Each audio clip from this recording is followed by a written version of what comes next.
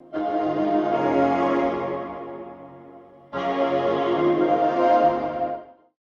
everyone. Welcome to day 3 of ATX Television Festival 2021. We are officially on day 3 of 10, running a marathon, not a sprint, so I hope you're full of snacks and feeling good. It is absolutely my pleasure to be able to introduce this panel, Guess Who's Laughing Now, which we put together alongside our friends at GLAAD, and specifically Alex Schmitter, who is the Associate Director of Transgender Representation at GLAAD. And he's also our moderator for this panel. I'm going to bring out Alex in just a second, but first I want to brag on him for a minute to say that not only was he instrumental in helping us program this panel, but he is also an executive producer on Changing the Game, which is an incredible documentary about transgender high school athletes across the country who are fighting to be able to be themselves and do what they love. And if you're watching this live, it's now available on Hulu. So I highly recommend that you check it out as soon as you can.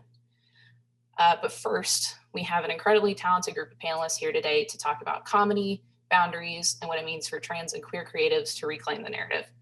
The work that they're doing as writers, actors, and performers is so smart and funny, and I can't wait for you to hear what they have to say. So with that, I'd like to bring out Alex, who's going to introduce the folks that you're actually here to see. Hi, Alex. Hi, thank you so much, Jen. Thank you so much to ATX Television Festival for hosting this conversation, Guess Who's Laughing Now, presented in partnership with GLAAD. As you listen to our amazing panelists, please chime in as you hear anything that is relatable or resonates or makes its way into and elevates your consciousness about identity and storytelling, or just makes you pee laughing, whichever comes first or last or in between, using the hashtag TV for all. So why are we having this conversation emphasizing the importance of trans and non-binary inclusion in comedy? Well, from Ellen to Will and Grace to Modern Family, some of the most culturally significant shows and stories have featured queer characters stealing the scenes in sitcoms and hearts as they do. Trans and non-binary characters, however, have more often than not been the target of punchlines or made into the joke altogether. But the tide is turning thanks to a new wave of trans and non-binary creators, writers, and performers who are bringing their comedic voice to the forefront. And we are joined by some of these incredible artists today who I am personally a very big fan of, each of them. So excuse me while I sort of fanboy out a bit.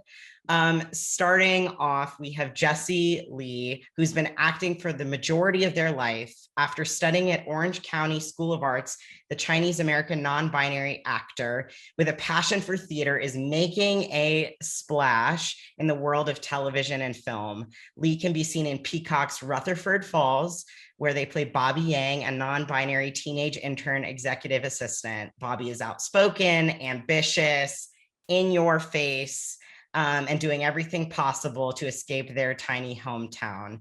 Lee has previously starred in Paramount Network's Heathers and Foursome on YouTube Premium. They have also been on NBC's hit comedy series Superstore and Nickelodeon's Henry Danger. Hello, Jessie. So great for you to be here today. Hello, Alex. Hi, Jennifer. Thank you for having me. And I just want the suit matching with the background, the plant, I mean, coming in, we're coming in colorful, yes. Full of comedic life. Next up, we have Nava Mao, who is a filmmaker, actress, cultural worker, and mixed race trans Latina from Mexico City by way of San Antonio, Texas. Nava wrote, produced, directed, and starred in Waking Hour, which was selected as a production fellow for the Netflix documentary Disclosure, and also produced the short films Sam's Town and Love Bites, now streaming on Issa Rae Presents channel. For 8 years, Nava has worked in the fields of healing justice and culture change with community-based service providers, student organizations, and survivors of violence. Please welcome Nava. Hello. Hi. Hi, Nava. Thanks so much for being here. And look, you got the plants going on too and looking amazing. Yes, yes. The plants give us life. It's very true. Now I'm turning to Rain Valdez, who is a creator, producer, and primetime Emmy-nominated actor for Outstanding Actress in a Short Form Comedy or Drama Series for her lead role in Razor Tongue, which she created, crowdfunded, and produced. Rain is the second transgender actress to ever be nominated for a Primetime Emmy in an acting category and the first Filipina American transgender actress to be nominated. She is the founder of Act Now, the first and only acting class in Los Angeles, prioritizing a safe space for LGBTQIA actors and a true force in the industry. Welcome, Rain. Hi. Hello. It's good to see you again. Good to see you. And you have a plant too. We are so alive here and blooming as we speak. So thank you for being here, Rain. And then finally, we have Armand Fields, who is an actor, writer, and drag artist. They star on Showtime's Work in Progress and also can be seen in Showtime's The Chi and Freeform's The Thing About Harry. They've been in numerous regional theater productions and studied at the School of Steppenwolf Theater. Fields is the executive coordinator for Lena Waithe's Hillman Grad Mentorship Lab and is currently penning a semi-autobiographical dark comedy tackling Black queer issues relating to race, sex, and addiction. Welcome, Armand. Hi. Hi, welcome. It's so good to see you and hear you. Good to see you too. Thank you so much for having me. No plants here, just, Just your alive, brilliant self. My organic beauty, yes. Love it. Well, let's dive right in. I mean, we have these incredible artists, creators are really changing the game in the industry. Both through their personal endeavors and their professional work artistry. So I want to start by asking, how did you come into this work as an artist and what drives you forward to do it? I would love to start with Rain, knowing your conceit for being so committed to the rom-com genre. Why are you so invested in storytelling here? Yeah, thank you. Well, for me, it started as a very young child, not seeing the kind of representation that I wanted to see, but also knowing that I could do the things that cisgender actors were doing on my screens. And the more I saw what was happening on television and film, the more I realized that there was a need for it and a necessity for it. And, you and I have talked about this a lot. Protagonism is one of the key elements to empathy. And for me, romantic comedies is one of the most political genres of all. Rom-coms serve as propaganda for those who get to be loved, and action movies are propaganda for those who get to win. And so, for the history of filmmaking, what we've been told time and time again, that those who get to have those privileges and opportunities have been repeatedly white, cisgender, heteronormative, identifying people. And if there was a trans person or a queer person on screen, it was for the sake to support that leading protagonist, or be the butt of the joke, or be exploited for their trauma. And so it makes you wonder where you fit into the world when you come in with a bright light and so much love and so many ideas and so many, I was born with a tremendous amount of determination. And so, my work as an actor immediately kind of fell short at the beginning of my career because people just weren't casting anyone like me at the time. And it was very heartbreaking when I came to the realization that I was never going to be in a romantic comedy. And so, luckily I, took that pain and transformed it into art. And I wrote myself into a romantic comedy short film and kind of proved to the industry what I was capable of, and that it's possible, and that, you know, it kind of opened the industry's eyes to seeing us in a different way. But also, you know, queer and trans people are the funniest people I know, and have the biggest heart on the planet, and it just became much more than a job. It became, you know, sort of passion meets necessity, right? And so when I think of it that way, it makes me even so much more excited about what we're doing and what all of us in this panel are doing and what we represent individually, because it's all very different, right? My voice is different from Nava's, but just as valid, just as funny, and just as entertaining, and just as talented. And you know, it's we're very quick to be sort of smashed and packed into one box, and I think that we're finally unpacking it and allowing us to really just be ourselves and really shine and have the space to be able to prove what we're capable of, and what this community is all about. And I think that, you know, going back to what I was saying earlier, I think we're starting to see a shift. We're starting to see the empathy within our communities. We're starting to see this industry invite us into audition rooms, and we're starting to see them cast us. We're even, you know, in the last 3 or 4 months, I'm hearing a lot more of us being invited into the writer's room, which is really, really exciting. And, you know, prior to that, it was sort of this fear of being on the wrong side of history. So we have to cast someone for this role, and they have to be the most marginalized person on the planet.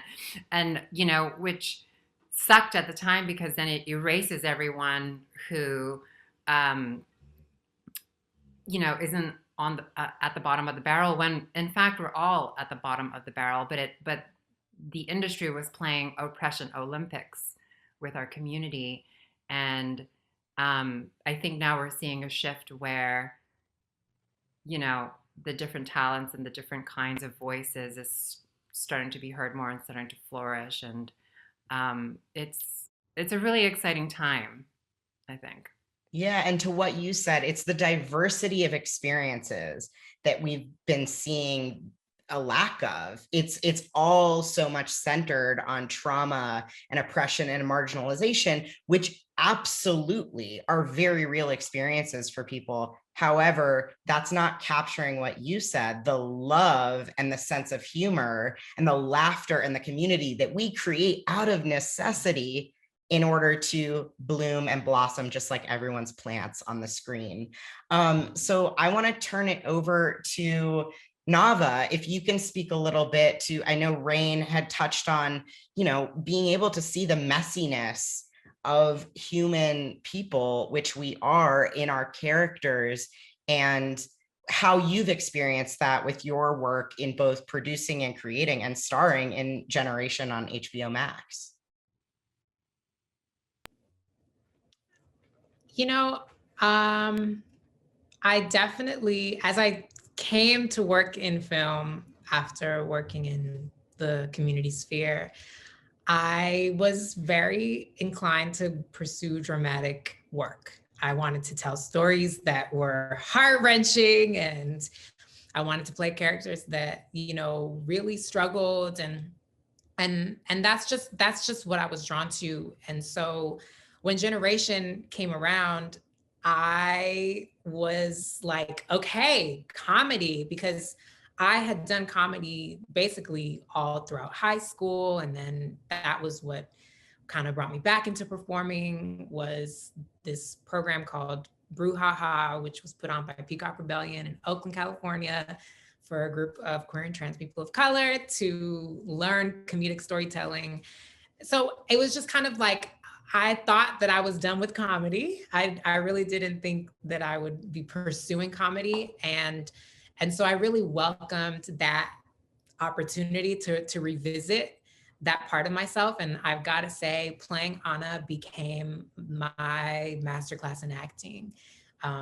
Like I really learned so much about the power of humor and and how to convey history in a more lighthearted setting, right?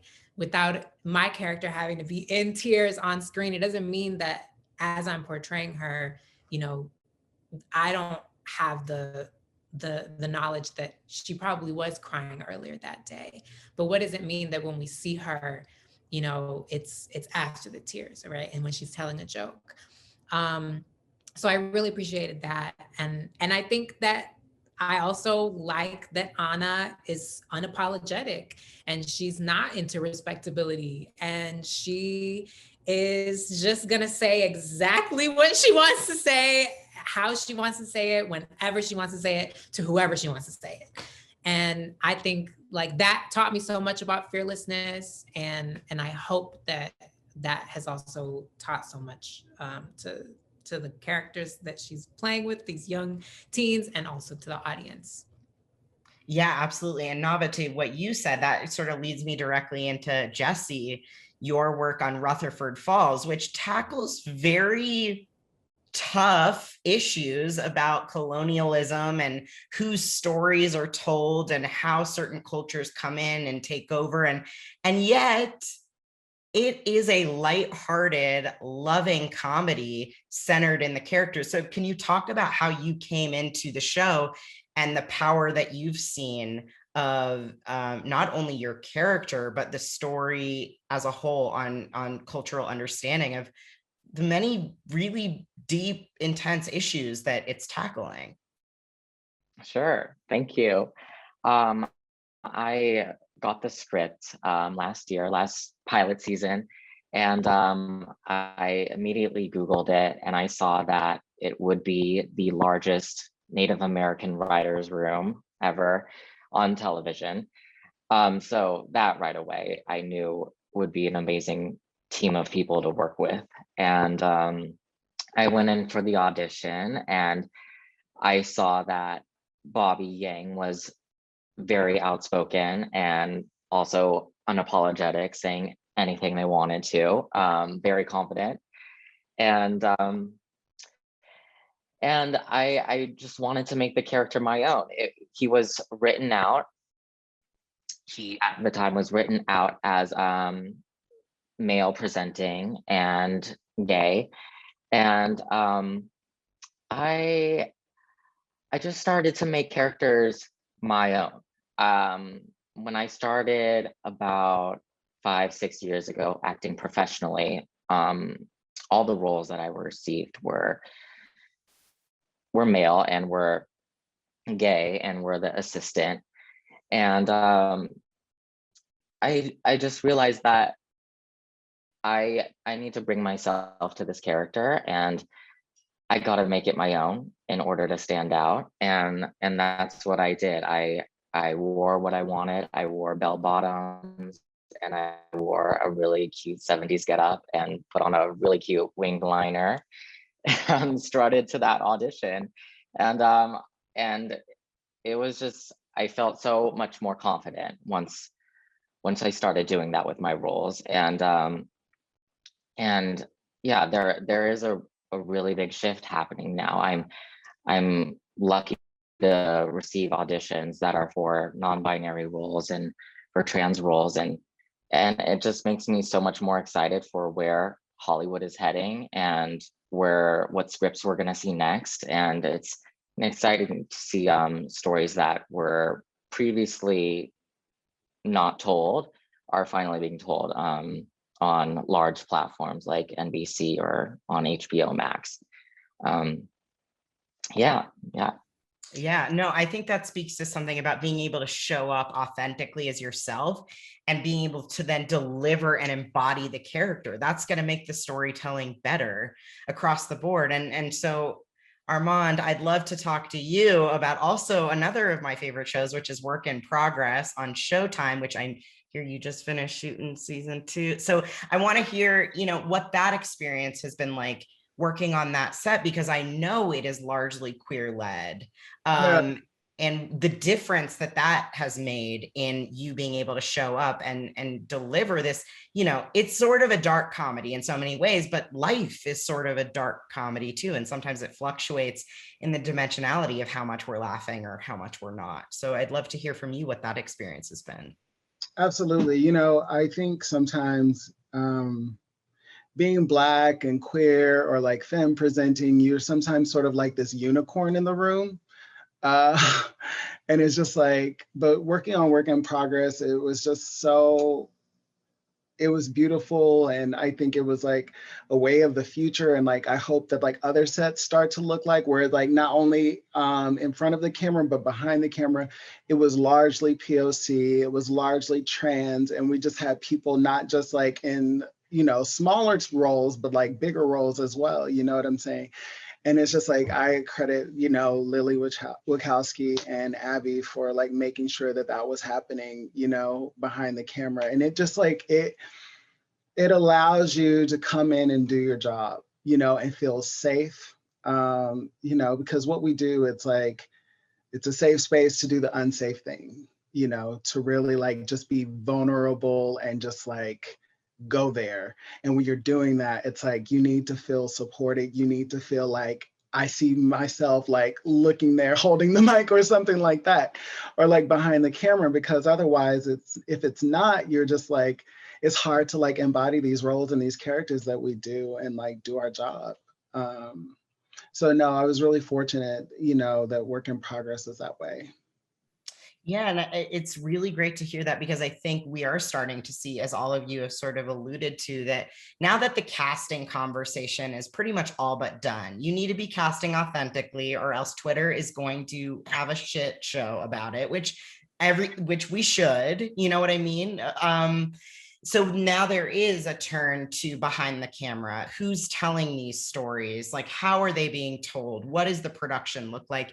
And I think that speaks to, what all of you were sort of touching on, that comedy can be the hardest kind of genre to be in, because it's political in the ways that typically people have been underrepresented, and or to deliver the joke, to punch up, you have to be coming from this place of knowing that experience. So I'd love to hear from all of you, whoever wants to start first, how you see the industry evolving and what you're hopeful about because of its blooming and evolution and growth.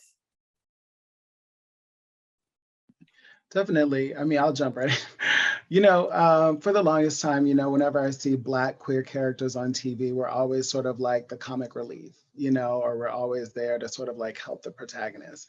But like, I am starting to see a shift, and it's just like, why not be all of those things? Why can't we be like funny, but also have tragedy in our lives, or go through things?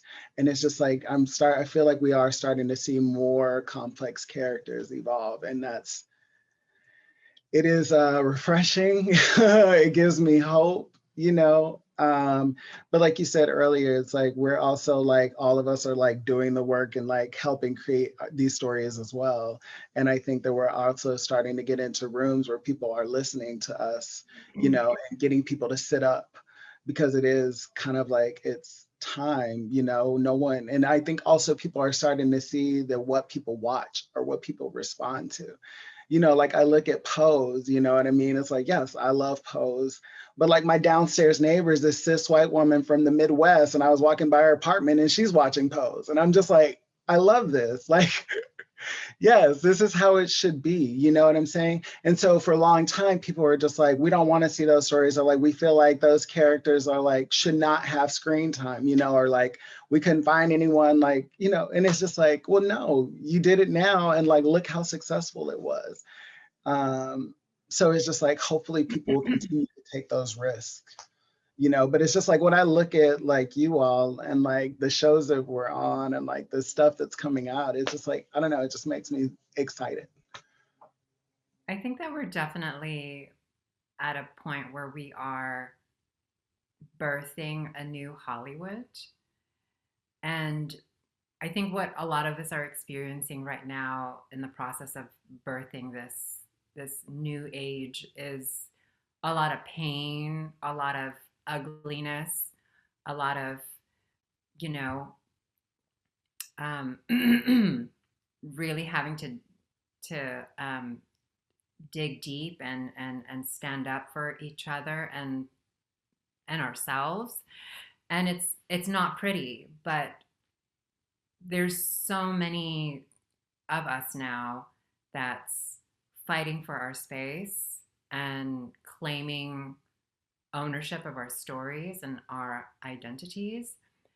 And it's really interesting to be in the middle of it.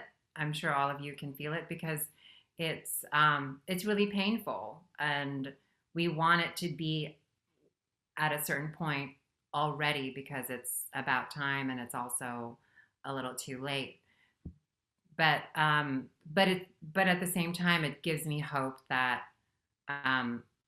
we're finally working towards like real actual change. You know, I think that we're getting past to a point where we know it can't just be one of us because that's tokenization, right? And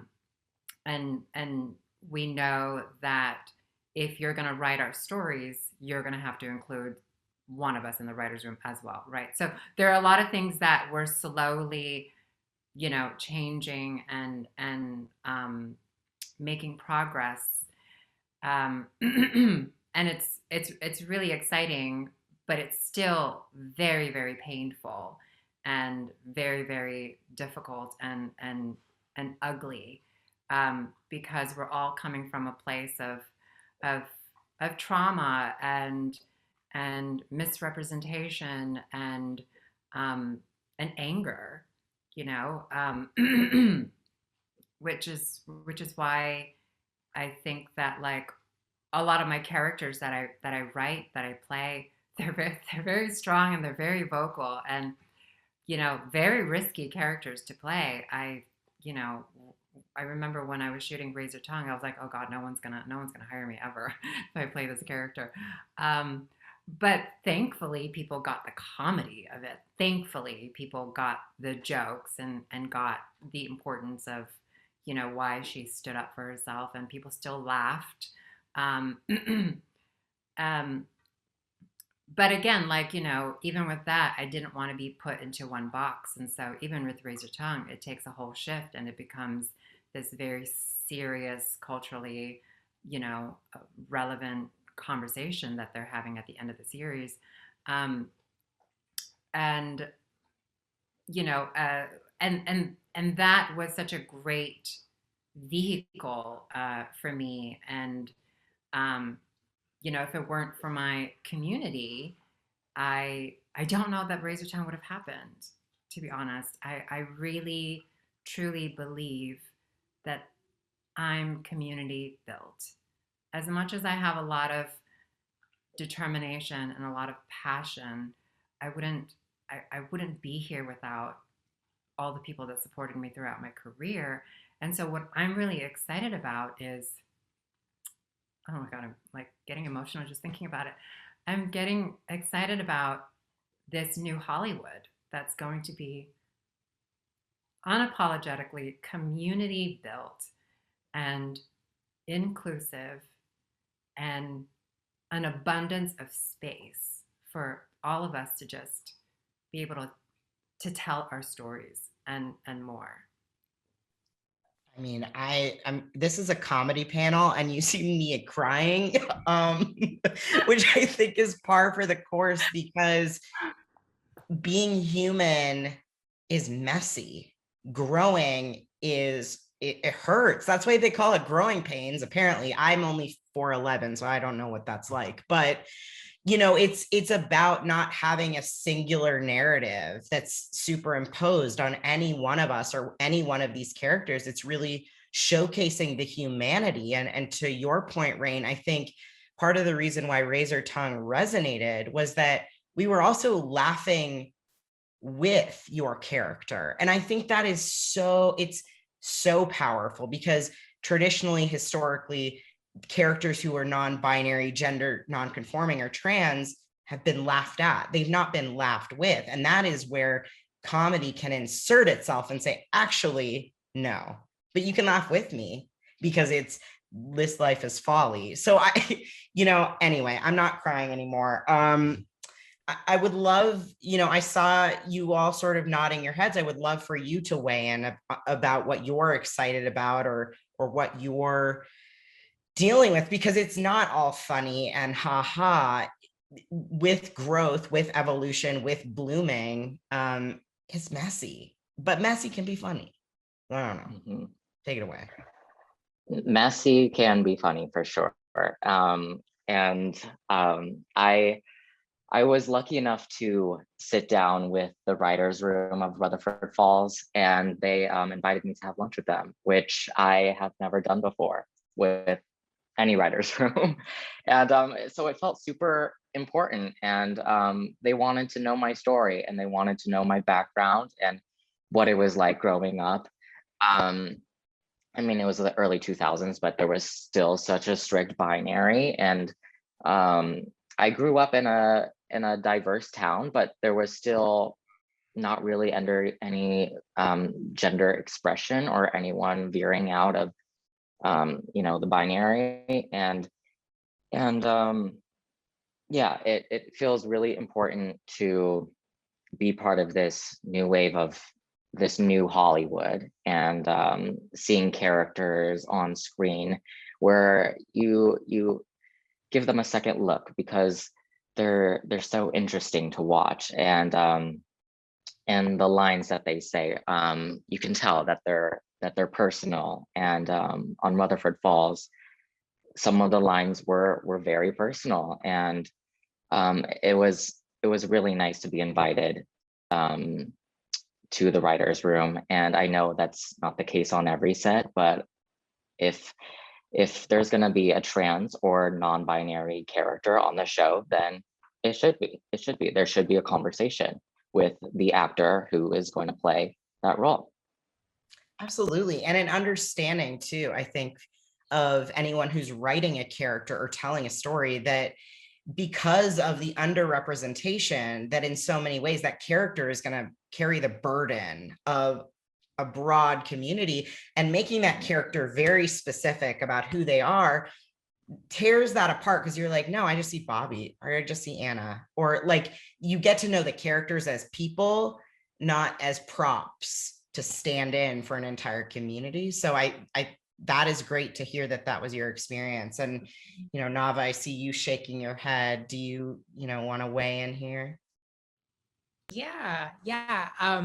I agree that it feels very humbling and moving to be part of this wave of changes that are coming to Hollywood.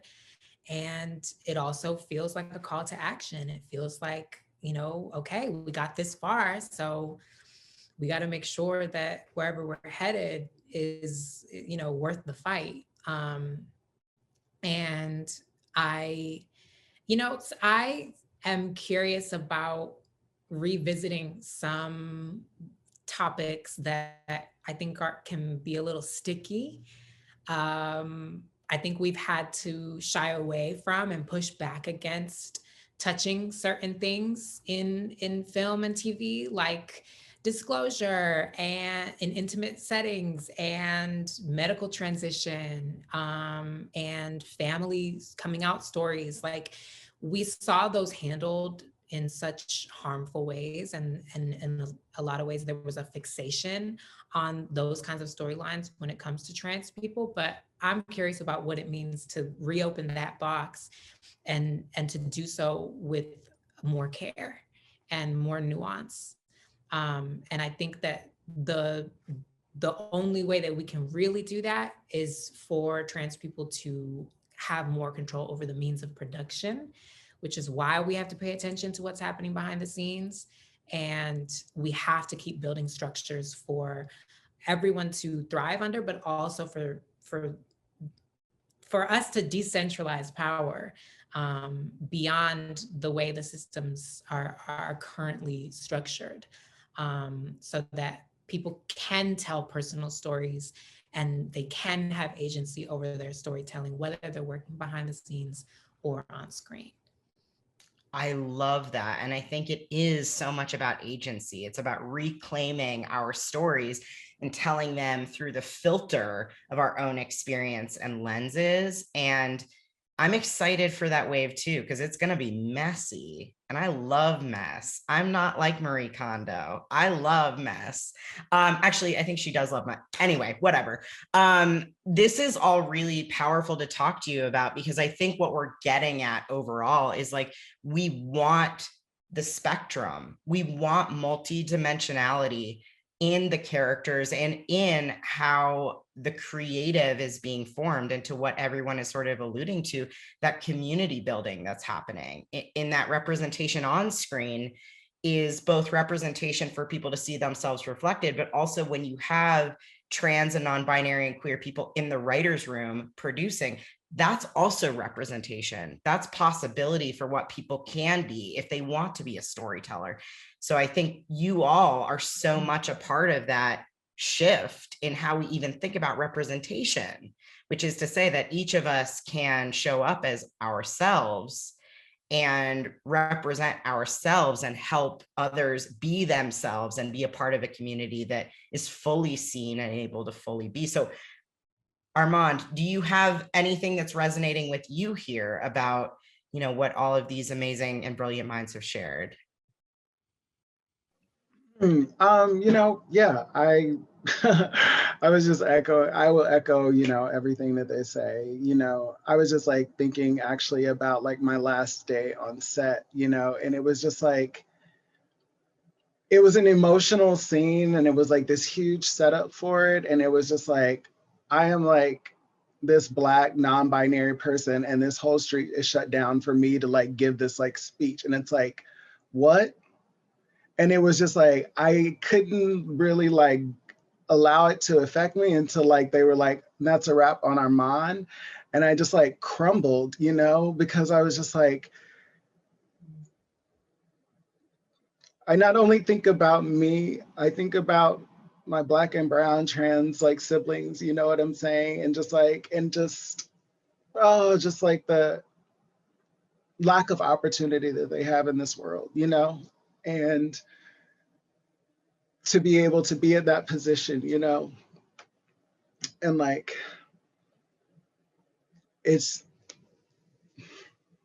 yeah, I don't know, someone said it earlier, but it's just like, or maybe I heard it's on something else, but it's just like, our job is to find, like, not only is this like our passion, but it's just like when we can align passion with service and recognize that like, not only are we doing this, like, of course, to like, yeah, advance our career, but it's just like, when it's like for others, it's just like, it means it's so much more precious, and it's so much more weight to it, and like I went and I like went and like, I was saying goodbye to Lily, and I was like crying, and I was just like, thank you so much for bringing me back this season, but it's just like, I don't know, I just like think about like, if Lily wasn't there, or if these people weren't there, would I still have that kind of response, but yeah, I am excited, and like, this is our chance to just like open the door. We're opening the door, and like, we're gonna keep it open for a very long time, and we're gonna bring others, right? We're kicking that motherfucker in, and like, we're bringing like others in with us, you know what I'm saying? Because that's what we come from, community. Like, community got me here, you know what I'm saying? And it's like, and so community's coming with me, so. Damn. I mean, it's really, they're going to have to bleep me. I'm going to say fuck just so they'll bleep me. I think what you said was really profound, in that we all as storytellers take this work so seriously because we know the meaning of it, not just for us, but for other people. And I think this can also be a call to action in that for the storytellers who are watching, who are listening, who are in the room, God, what a privilege it is to be able to tell stories, and what a responsibility is incumbent upon us to know that the stories that we tell, the platforms that we earn and or are given, they affect culture, they affect people's lives. So thank you for sharing that, Armand. That everything you all have said is so powerful, and I'm so grateful for your work and for your being and for your inviting and ushering in and kicking down the mother doors. Bleep me, please. I've always wanted to be bleeped. It is really community built. And so I just want to offer to you all, sort of as a final note, as what you're really looking forward to personally, I'd love for you to share that, and let's manifest it here. Let's manifest. I'm looking forward to, of course, more stories being told, and more trans and more non-binary producers and writers, and having the opportunity to tell our own stories. Going off of what someone said earlier, we're not all the same, and we all have different backgrounds, and we all have individual and unique stories to tell, and they're going to be stories that people have never heard before, but these people are going to be damn interested, and these stories are going to be amazing. Bleep me too. So yeah, that's what I'm excited for. I'm excited for no longer being underestimated, not just personally, but our entire community. And I'm excited for, to finally put out what I've been working on for so long, which is, my feature romantic comedy. And Nava was actually with me when I in Toronto when I won the Pitch Please contest for the short film version, but now it's a feature, and I have a tremendous amount of people working with me, and I just know that once it's out there, it's going to change the conversation about the Asian American diaspora, as well as queer and trans, upbringing, and how families, how there's a lot of love, but also a lot of pain, but a lot of laughs, a lot of messy, like we've been saying, but kind of like how we've embraced anti-hero storytelling. Because we put anti-heroes in the position of protagonism, so we've been able to empathize with them. I'm really excited to see more of our characters, our queerness, our transness, our non-binary bodies in the protagonist space. I'm really excited for that. Yes. I am too. And Rain, what is the title of the feature? Come on, let everybody know. It's called Relive: A Tale of an American Island Cheerleader. Yes. I mean, that's all I want to see. Yeah, I'll jump in. What Jesse was saying, like, I'm excited to see more POC and trans non-binary, like, people in the writer's room, creative execs, but also casting directors and agents.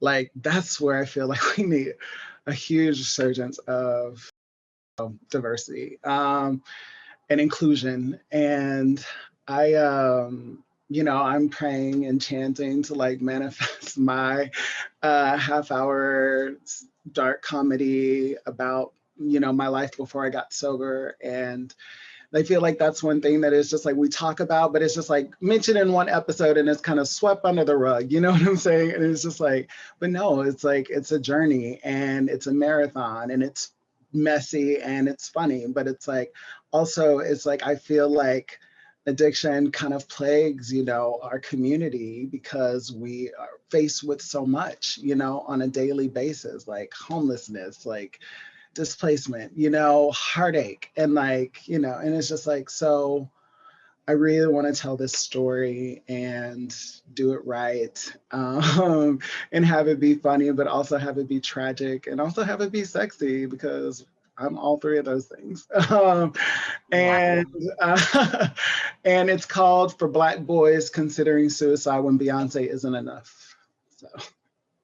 Oh, wow. I need to see that now. And to what you said, Armand, you are everything. We are everything. We are so much more than any singular characteristic experience. We are dimensional. Nava, we have a few minutes left. What are you looking forward to? What do you see for yourself? Let's manifest it right here. I also am really excited to see more trans people get into the feature film space, and as protagonists.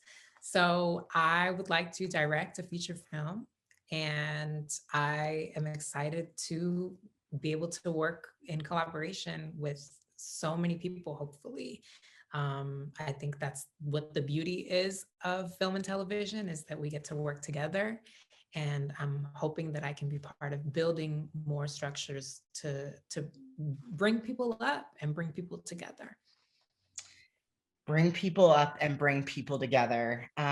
Thank you so much, all of you, for being here today. Bless the mess that we have made. Please bleep us out as much as possible. Thank you so much for ATX Television Festival for hosting us, allowing us to have this conversation. You all are brilliant. I can't wait to see what you manifest next, and looking forward to laughing, crying, and living together.